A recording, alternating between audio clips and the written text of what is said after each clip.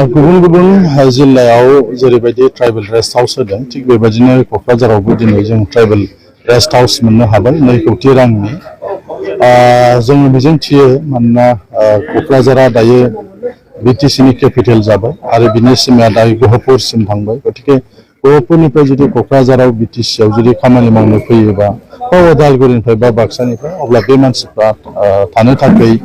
hotel नागिरनो गोनां जायो सोरबाया हटेलाव थानो हायो सोरबाया हाया दा बे हिसाबै ट्राइबेल जे रेस्ट हाउस बेवहायबो थानो हागोन थानायनि सुबिदा जिहेतु थागोन जेरै जों गुवाहाटियाव थाङोबा पल्टन बाजाराव थानाय ट्राइबेल रेस्ट हाउसआवनो थानानै जोंनि ट्राइबेल मानसिफ्रा गुवाहाटिनि दिसपुरनि खामानिफोरखौ मावनानै फैयो दा बेवहाय थाङोबा गावजों गाव सिनायलायनाय फैयो बा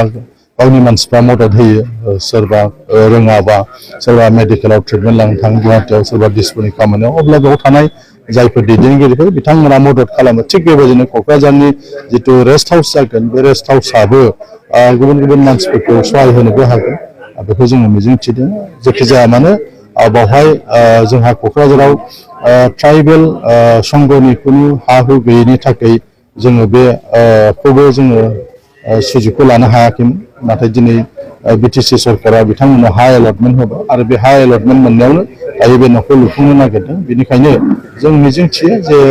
बे ट्राइबेल संघआ मोननाय जितु ट्राइबेल रेस्ट हाउस बेखौ जानो आबुं मोनसे महर होयो बा बेखौ जोथोन लानो हायो मानोना बेबायदि गोबां बाथ्राफोर ओंखारो जे न'आ मोनो खिन्थु मेनटेनेन्स खालामा दा गुवाहाटिना बे ट्राइबेल रेस्ट हाउसआ जोबोद मैलामोन दा रिन'भेसन खालामनानै मोजां जाबाय थिग बेबायदिनो बिथांमोनाबो जों साखोन सिखोन लाखियो जाहाथे मानसि थानो हानाय मोनसे मोजां आबहावा मोनो आरो बेयाव फैनाय मानसिफोरखौ जाहाथे मदद खालामनो थाखाय मोनसे बेबायदि हाबाफारि रनसायो आं बेखौनो खावलायबाय आरो जायफ्रा बे ग्रेन्टखौ हरबाय बिथांमोनखौ आं बे समाव साबायखर